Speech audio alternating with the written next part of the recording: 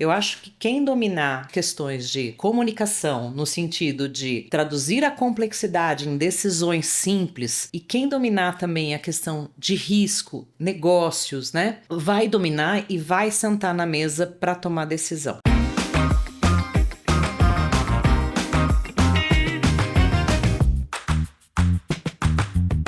Olá pessoal, como vão? Sou Renato Sozzi, diretor de Digital Data Design aqui da Taking, e hoje vamos continuar com a nossa trilha de conhecimento, falando sobre tecnologia e inovação, e temos uma convidada super especial, que é a Ana Paula Milani, uma executiva super experiente, uma executiva que trabalhou em grandes empresas, hoje está inclusive no mundo acadêmico, e eu gostaria que a Ana se apresentasse aqui, estou dando as boas-vindas aqui, seja muito bem-vinda ao nosso podcast.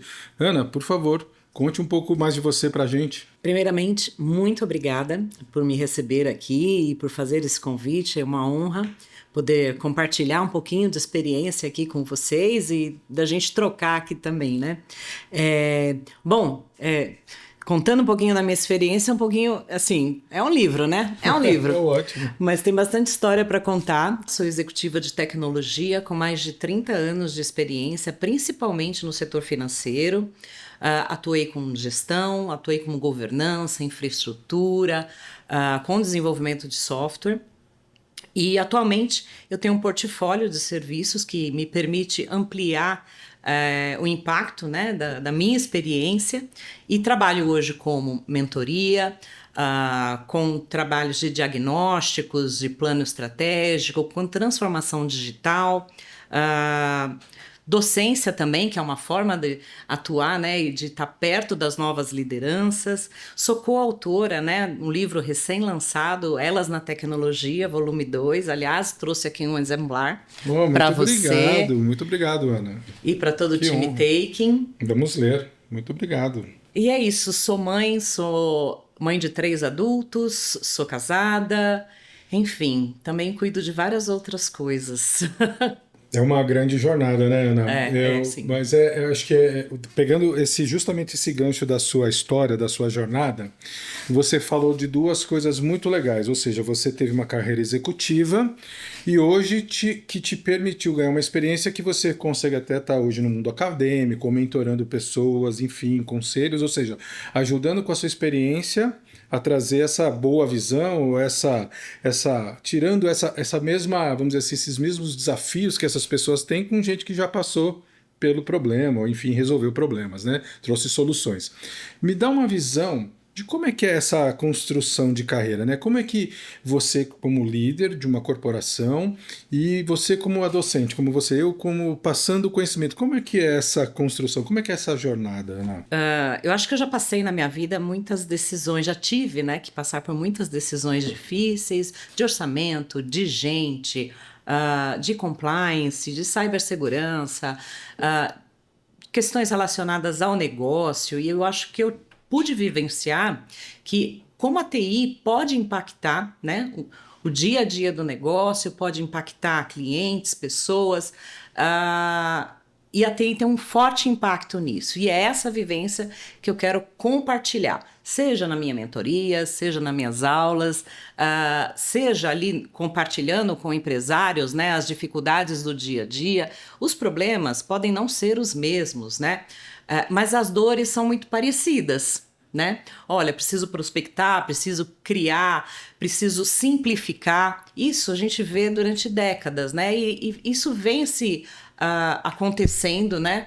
A cada ciclo, né? A cada ciclo de gestão a gente vem passando por problemas. As ferramentas, né? E o cenário muda bastante, mas as dores, elas acabam sendo as mesmas, que muda a forma da gente resolver isso, né?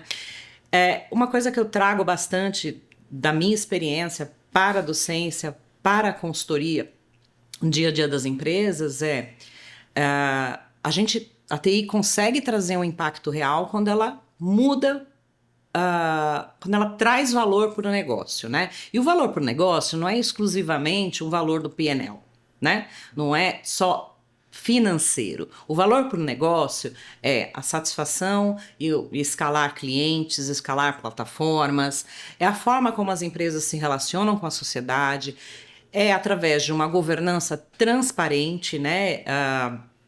É através da satisfação e do ambiente colaborativo que os colaboradores têm no dia a dia de trabalho.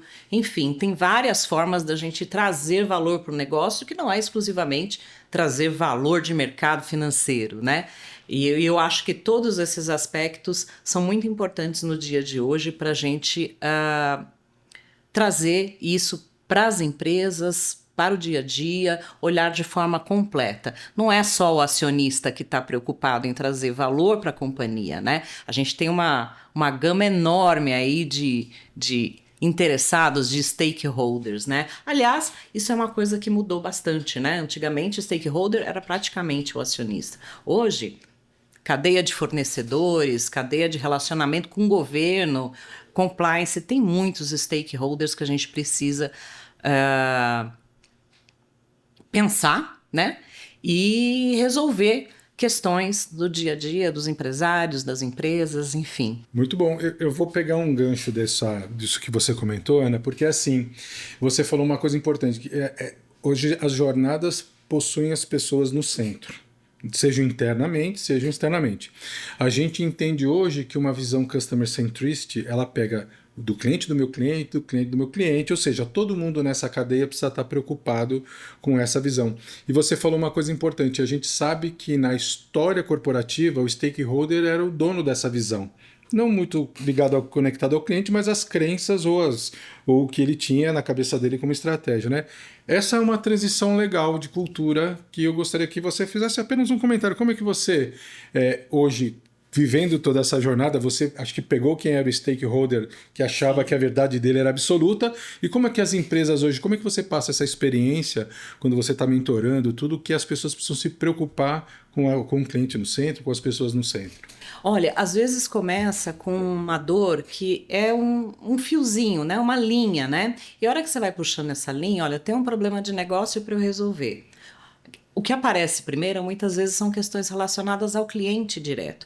Aí você puxa a linha. Puxa, mas a gente tem indicadores, a gente tem NPS, aí você vai começando a falar de governança. A gente está dentro de compliance, está dentro de atende os requisitos regulatórios daquele setor adequadamente. Como é que está a satisfação do time que vai atuar nessa solução? É um ambiente seguro, psicologicamente seguro, para que eles possam colaborar?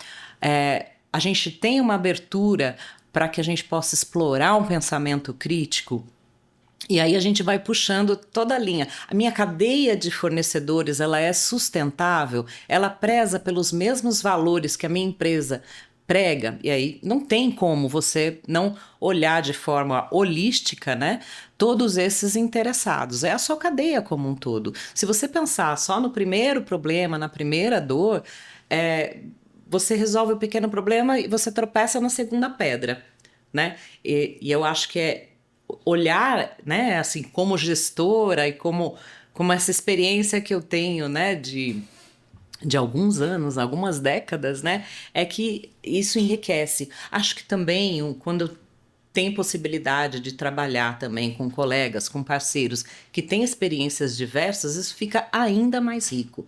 E isso vale para todas as esferas, SOSE, numa esfera executiva, de definição de estratégia, mas também vale para os nossos times, né? Então, a gente tem que considerar todas essas perspectivas para que a gente não cometa, né? Ou pelo menos não cometa os erros mais caros, né? Perfeito. Uma coisa importante a gente está falando isso é da formação das pessoas, né? Ou seja, a carreira, quando você está mentorando, você está agindo como uma liderança, você obviamente você está ali tentando equilibrar soft skills, hard skills dessas pessoas todas, né? Olhando ainda para o mercado, né? Você é uma pessoa de tecnologia, uma mulher inserida no mundo de tecnologia. Eu acredito que no passado era mais difícil mulheres em tecnologia do que hoje, mas a gente tem números que ainda indicam que existe um número muito menor de mulheres do que homens em tecnologia, né?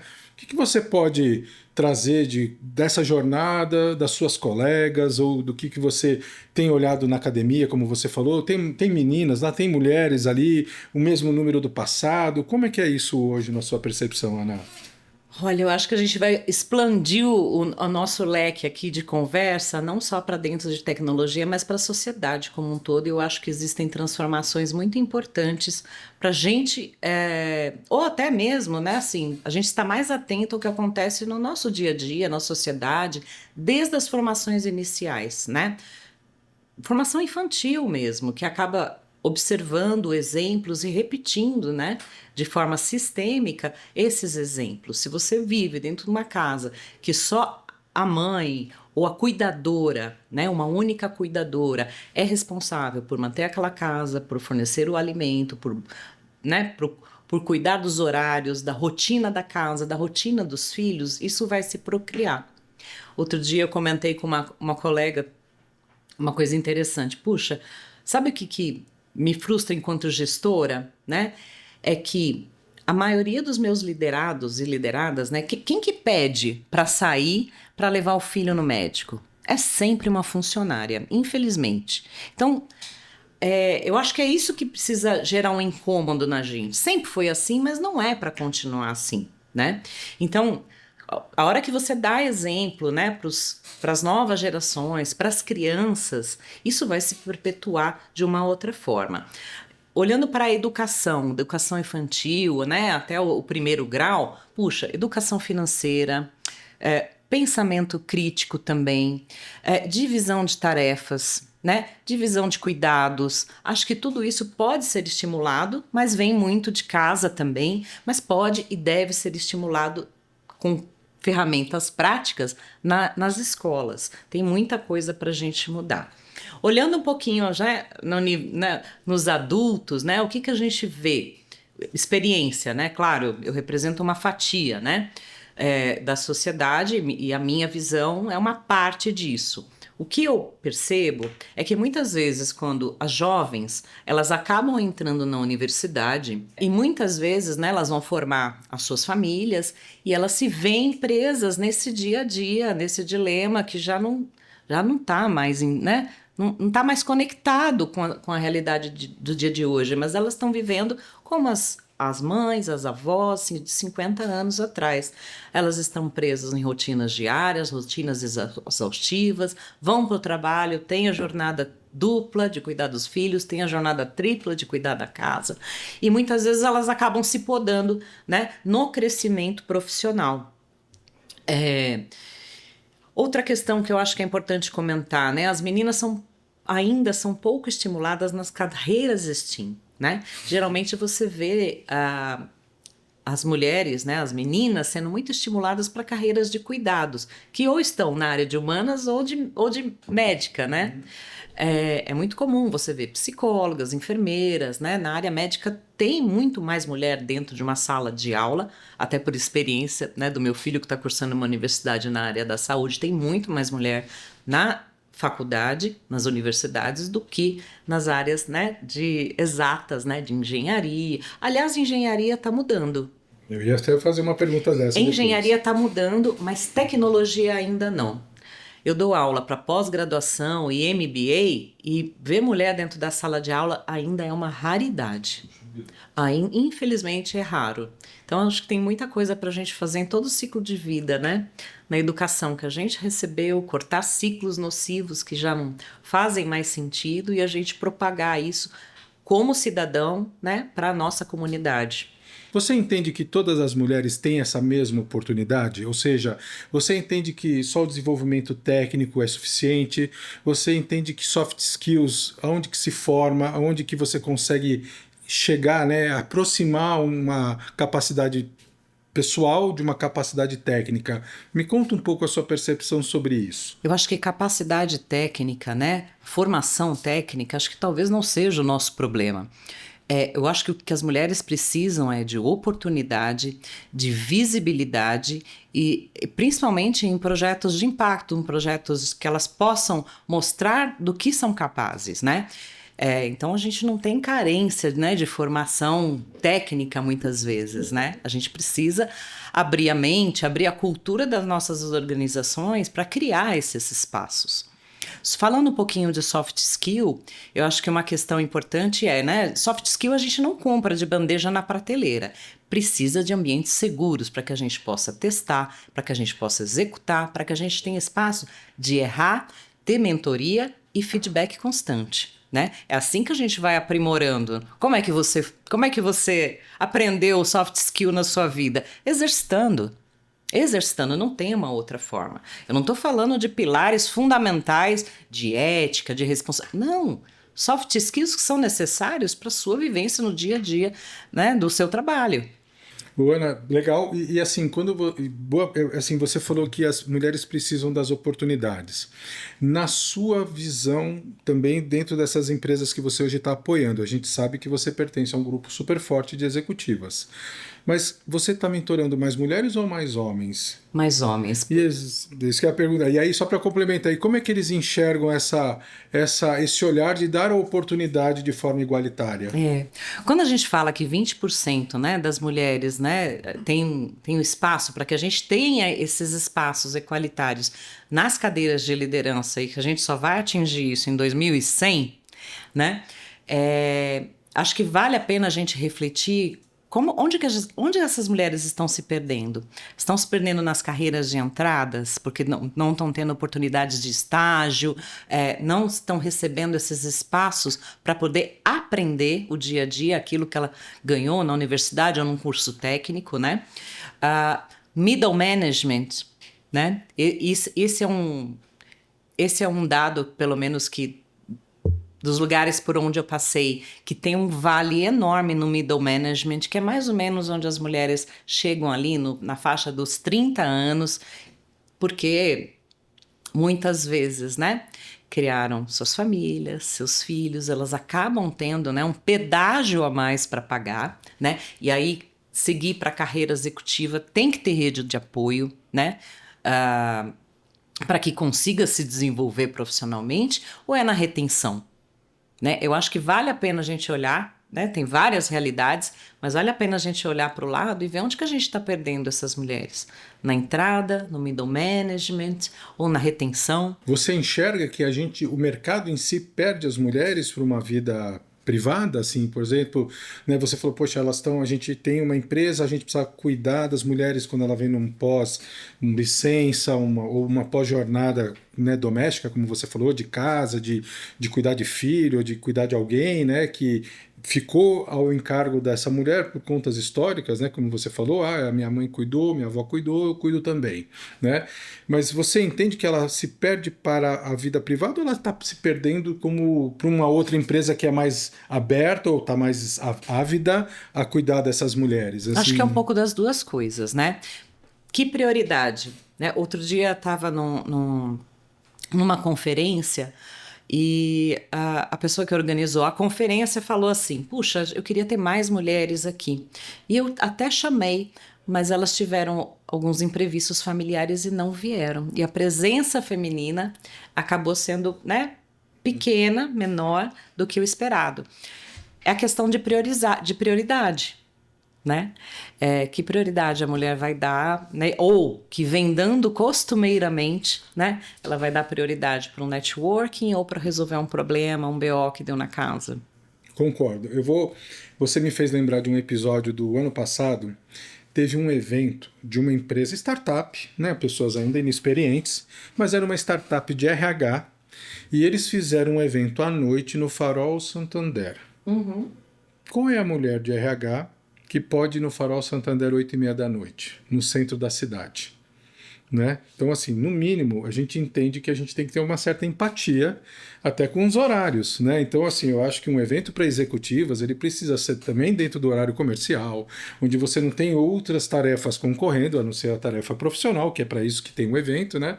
Eu lembro que eu dei o feedback porque eles convidaram várias diretoras e nenhuma quase foi. Olha, mesmo diretoras, né? Não, já em cargos altos, né? Exato, não, foram homens, que eram poucos homens de RH, inclusive o nosso Ivan estava nesse evento aqui, e as mulheres não foram, mas é por conta disso. Eu acho assim, super perigoso, 8h30 da noite, lá na Rua São Bento, na Boa Vista, né? Então, você também tem que entender essas jornadas, né? Ou seja, essa jornada dupla, tripla, quádrupla que tem as mulheres, mesmo sendo executivas, a gente tem que empatizar. Então, você contando isso, eu quis só dar esse depoimento, porque eu acho que tem tudo isso, né? Você precisa saber empatizar a verdade ou a realidade das pessoas, né? Então, importante essa sua visão, mas eu vejo que o mercado, a gente ainda está numa jornada de adaptação, né, dessa cultura, mas você acha que a gente está muito longe ainda?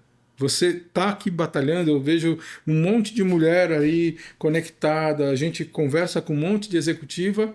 Para mim, no meu olhar, parece que está tudo mais ou menos igual, mas você que está ali vivendo Não, ainda está dentro, bem está muito longe. longe. Ainda está bem longe, mas está tendo um movimento, né? Uhum. Eu acho que está todo mundo querendo aprender a lidar com essa nova realidade, homens, mulheres, né? As mulheres também estão reagindo mais, né? Estão buscando e pedindo ajuda, pedindo rede de apoio.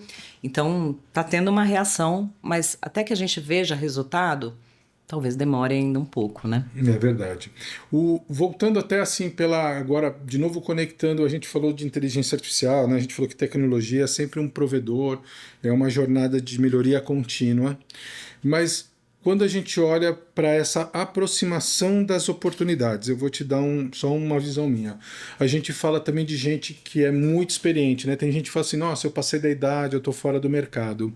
Eu tenho percebido que inteligência artificial começa a igualar de novo os patamares. Então você entende que não só para mulheres, mas para quem está na terceira idade, para quem está achando que, poxa, estou muito longe dos novos e tal, você não entende que isso aproxima ou diminui essa distância, o uso de inteligência artificial, a adoção de novas tecnologias, ela não começa a igualar as oportunidades? Talvez comece a igualar as oportunidades, né? Mas o que a gente precisa ter é multiplicidade de experiências. Independente da idade, de gênero, né? A gente precisa de multiplicidade. A nossa comunidade, onde a gente vive, né?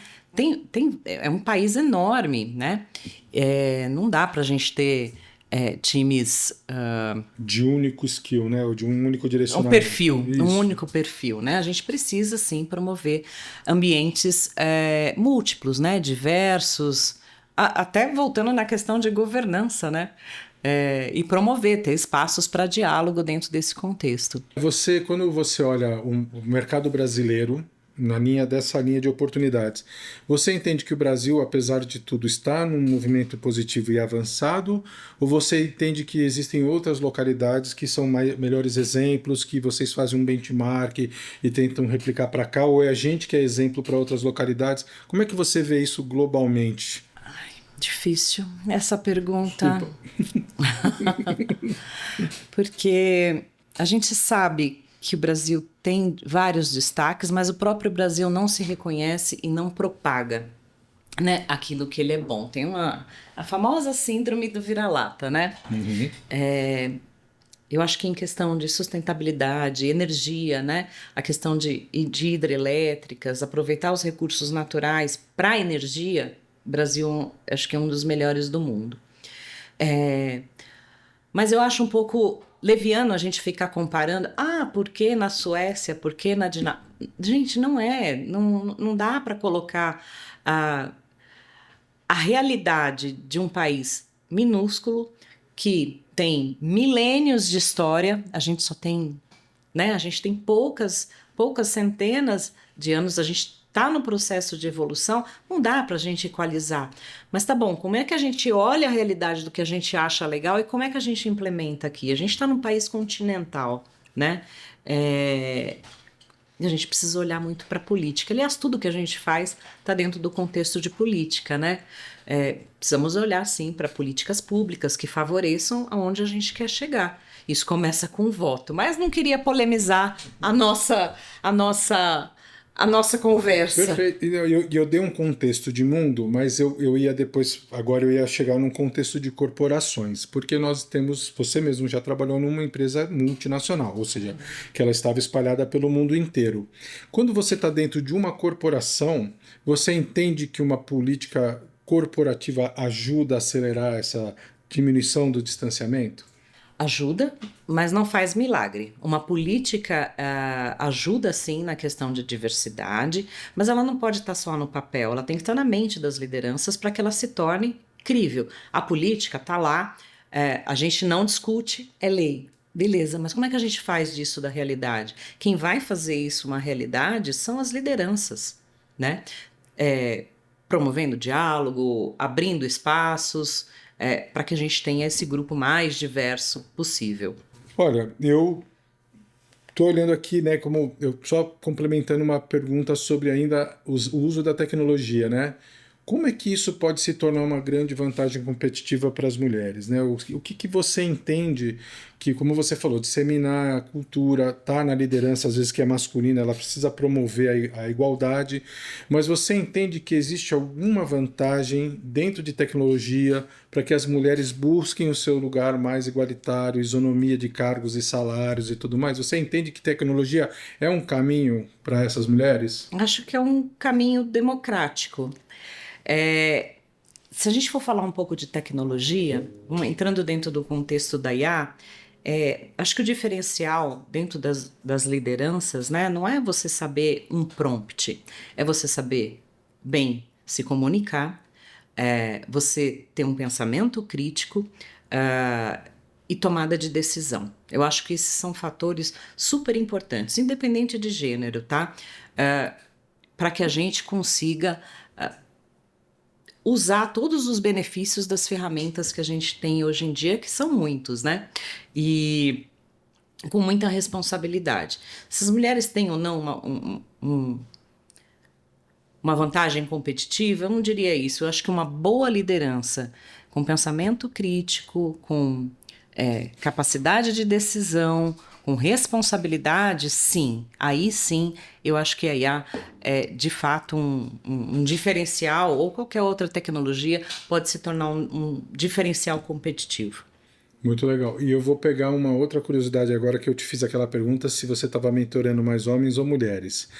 Algum dos homens que você mentorou, que você pôde ajudar, você tem percebido um resultado muito legal, que você fala, nossa, eu ajudei demais esse profissional a abrir a cabeça ou a ter uma visão diferente de mundo, de isonomia. Você tem uma pessoa que você não precisa falar o nome dela, mas você fala assim, não, tem executivos que deram muito certo dentro do que Quando eu a gente ajudei. troca, é aquela coisa, né? Não tem nenhum executivo que bate lá na sua porta, olha, eu preciso de um conselho. Ele vai trocar com você, olha, a minha organização tem um problema, né? Se aquilo vai se chamar uma consultoria, se aquilo vai se chamar uma mentoria, a gente vai resolver isso depois. Mas na hora que você vai aprofundando, né, de forma analítica, indo atrás das razões daqueles problemas, aí começa um pouco, né? Aquela pessoa que está realmente aberta a aprender e a ouvir, aí você vai começar a chegar em questões muito pessoais, né? E quebras de paradigma. Não é simples. E também não é um trabalho de terapia, né? Aquilo que é da terapia eu deixo para terapeuta. Mas muitas vezes os problemas das organizações vêm em função de crenças ou de coisas que sempre foram feitas dessa forma e a gente nunca questionou. Tá bom, a gente precisa continuar fazendo isso, esse produto precisa continuar existindo, ele ainda é a galinha dos ovos de ouro. Ainda que a gente sempre tenha feito assim, tá bom, como é que a gente decidir continuar ou não é uma decisão importante. E a hora que você vai puxando, né, essa linha, vão vindo coisas, né, da mentalidade do dono, do sócio, dos empresários, enfim. Vai vindo muito mais coisa. Até a questão do cliente, né, no centro que a gente comentou há pouco, né, a hora que você vai puxando, vai surgindo muito mais coisas. E na mentoria não é diferente. Eles geralmente chegam pedindo um apoio para a empresa, pedindo, olha, vamos trocar aqui uma figurinha, vamos trocar uma experiência. A hora que você vai fazendo perguntas, poxa, eu não me fiz essa pergunta. A liderança, ela costuma ser muito solitária, mas ela não precisa ser. Excelente. Olha, Ana, a gente aqui está caminhando para o final do nosso bate-papo, mas eu queria que você deixasse agora um depoimento mais aberto, alguma coisa que você gostaria de falar, que não estava inserido aqui no contexto de perguntas, enfim, porque a gente vai construindo essa conversa e às vezes você fala assim, poxa, eu queria falar, agora me ocorreu, eu queria falar de alguma coisa muito importante, muito legal para o recado. Eu queria deixar o espaço aberto para que você dê assim, um depoimento, um insight, alguma coisa que você queira deixar de mensagem para esse pessoal que está nos ouvindo hoje. Eu vou começar com um recado Tá bom? que é que eu gostaria de ter ouvido, né, no início da minha carreira profissional. Tá certo. Vai que você consegue e pisa mais fundo no acelerador. E aí a gente fala, né, correr um pouco mais de risco, que eu acho que, em geral, as mulheres, né, são mais contidas nesse contexto. E aí, conectando isso um pouquinho, né, a gente vê mais mulheres em cibersegurança, né? Não na universidade ainda, mas, né, se eu olhar o meu networking, né, a maior parte das mulheres que eu conheço são CISOs, né? E se a gente olhar para as cadeiras também, tem muitas mulheres CISOs, eu acho que só isso já favorece a entrada das carreiras iniciais para ter um ambiente mais diverso. E eu acho que a gente tem que olhar, né, tanto o contexto de AI e cibersegurança de uma forma um pouco mais ampla, não como questões estritamente técnicas, né? São questões que consolidam risco, reputação, governança, né? Eu acho que quem dominar as questões de comunicação, no sentido de traduzir a complexidade em decisões simples, seja para o board, seja para os times, e quem dominar também a questão de risco, negócios, né? Vai dominar e vai sentar na mesa para tomar decisão. Muito importante isso que você comentou, até porque você falou um negócio que é o exemplo, né? Você comentou, tenho muitas amigas CISO, e aí como fazer com que essas pessoas empatizem esse tipo de carreira, né? Você tem aonde? Você falou na entrada, num momento da escolha da carreira, mas quem que escolhe carreira de CISO logo no começo da sua jornada acadêmica, né?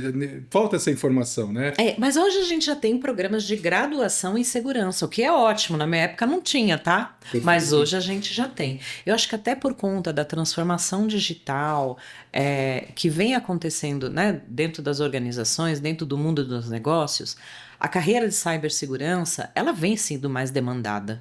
E uma vez que essas cadeiras são ocupadas por líderes, né, na sua maioria femininas, elas acabam proporcionando um ambiente mais diverso. Mas quem que estimula são os exemplos, né, gente? Nada como você ver alguém, uma mulher, ocupando uma cadeira, né, de CISO, de cibersegurança, da cadeira de riscos, de antifraude, para você se inspirar, olha, aquele caminho é possível. Você comentou bem, um caminho de reputação, de trazer à tona temas muito, né, complicados, críticos, né? Mas eu ainda vou completar vou tentar fazer mais uma pergunta em cima disso. Quando você falou, existem carreiras de CISO, mas quem no ensino médio escolhe CISO? Ou como é que uma pessoa no ensino médio tem a capacidade de entender o que é o CISO, né? Então, assim, é ali no ensino médio? Mas eles entendem o que é cibersegurança, porque assim, até considerando, né, o quão digitalizado estão né, os jovens, eles entendem, eles conseguem perceber, entender uma notícia, né, de vazamento de informação, eles conseguem entender isso, sabem, né, ver os pronunciamentos das organizações dizendo, olha, a gente vai melhorar o tratamento de uma LGPD, esses assuntos, né, estão, no geral, muito disponível na mídia, né? E quando você vê esses grandes escândalos, você também vê a oportunidade de estar aqui naquele contexto e fazer alguma coisa por aquilo, né? E os espaços, talvez eles não saibam o nome de cibersegurança, mas eles sabem o que é um phishing, o que é um spam, o que é uma invasão de hacker. Eu acho que esses assuntos, sinceramente, por si só, já são super interessantes. Eu também acho. Eu acho que assim, é como que eu ligo, né? Eu conecto que isso que eu vivo aqui, ele pode se tornar algo que eu possa participar, ou ser protagonista de um tema ou da evolução desse tema, né? Então eu acho que a gente tem como pensar aonde que eu coloco aquela semente, assim, já que eles entendem que é o assunto, né, não importa meninos ou meninas, mas os jovens já, como você falou bem, eles jogam, eles estão o tempo inteiro em ambientes digitais, já sabem as consequências de fazer um mau uso de uma rede social, enfim, de um jogo, né, eles têm muito mais consciência do que a gente teve, eu acredito, sim, mas em algum momento tem que dar aquele clique da chaveada, né, mas olha, isso é uma carreira, né, isso aqui é uma oportunidade. Eu tenho, até para complementar, você que está bastante conectado ao mundo acadêmico, eu estou ali esperando o meu filho que vai fazer 15 anos para eu colocar nesses programas que tem hoje de algumas organizações que estão trazendo adolescentes de 15 a 17 para falar de corporações, levam para visitar empresas para que eles possam abrir os olhos. Aí eu acho que você tem os recados no momento pré-escolha. Né? Não sei se você concorda, mas eu acho que seria um bom caminho. Você acha que isso funciona? Ai, funciona e muito. Eu já vi alguns programas dentro de organizações, às vezes em Dia dos Pais, Dia da Família, Dia das Mães, você chama esses jovens, né, para fazer uma jornada dentro das organizações e eles ficam fascinados. Aí, né, uma vez que eles estão ali perto, ficam fascinados, você vê todo o tráfego de rede, monitoração, como é que a gente se protege, aí gera aquele anseio, putz, isso aqui é muito legal, isso aqui realmente existe, está próximo de mim, porque né, para a gente tirar o chavão da notícia, né, do escândalo para a realidade puxa, isso aqui tem oportunidade de mercado, eu acho que aí gera o clique nos adolescentes que estão no pré-ensino médio, que muitas vezes acabam se interessando por cursos técnicos. Eu concordo. Olha, Ana, eu acho que a gente precisaria de um outro podcast para a gente continuar a nossa conversa. A gente aqui está terminando o nosso dia de hoje, mas eu quero deixar o convite para a gente retomar esses assuntos. Eu acho que a gente pode trazer um olhar de evolução desses temas que a gente tratou agora, até de forma macro, porque eu entendo que a carreira e a nossa jornada de construção, ela depende muito da gente, que está aqui há muito tempo, experiente, empatizando essas pessoas que vão entrar na carreira, e muito importante um olhar de pessoas, de executivas como você, né, de carreira, de TI, e que desbravaram, e que deve ter quebrado muita pedra, né, que possa trazer essa experiência para todo mundo que está ouvindo a gente aqui, Ana. Muito obrigada pela oportunidade de estar aqui, de poder compartilhar um pouquinho. Lembrei de outra coisa que eu acho que lendo histórias, hoje, né, a vida do profissional de tecnologia ela está presente dentro das histórias, e hoje, né, eu estou aqui num lugar de privilégio, mas o começo nem sempre foi assim. O começo foi difícil, né? Eu conto no meu livro de como é que eu dei o clique, né, dessa profissão, como é que eu vi a oportunidade, como é que eu fui me desenvolvendo, como é que eu cheguei na liderança, até os dias atuais. Esses exemplos, histórias reais também, é outra oportunidade, além das visitas em empresas que você colocou. E para a gente terminar, porque eu acho que eu não posso perder essa oportunidade, me conta então o que tem no Elas na tecnologia, o que são essas histórias? Me dá um pequeno resumo para a gente inspirar, de repente a gente fazer um pod só do livro. Que legal! São vivências de mulheres na área de tecnologia, mas que servem, né, como inspiração para os jovens que querem ingressar. E ali tem histórias reais, gente. Tem as pedras, tem os tropeços, tem as dificuldades, porque muitas vezes, né, a gente olha, né, as pessoas, vai me olhar aqui no podcast, vai ver minha foto, acha que tudo é glória. Não, gente, teve uma jornada, teve uma história, teve dificuldade, sim, teve decisões difíceis para serem tomadas, decisões de vida, e eu acho que isso aproxima, né? Histórias aproximam muito as pessoas, né? Poxa, essa história parece com a história da minha juventude, me conectei com essa história, vou me inspirar nessa história. Eu acho que o livro, as histórias também estão aí para conectar pessoas, né? Na verdade, quando a gente quer oferecer um serviço, a gente usa os nossos cases. Eu acho que quando a gente quer inspirar as pessoas, a gente usa as nossas histórias, né? Eu concordo plenamente com você, Ana. Muito obrigado de novo por ter vindo, por ter abrilhantado aqui o Taking Cast. Obrigada a você. E a gente realmente vai ter que marcar uma nova oportunidade. Que ótimo. Obrigada, e foi um prazer estar aqui com vocês essa tarde. Muito obrigado, pessoal. Até o próximo Taking Cast.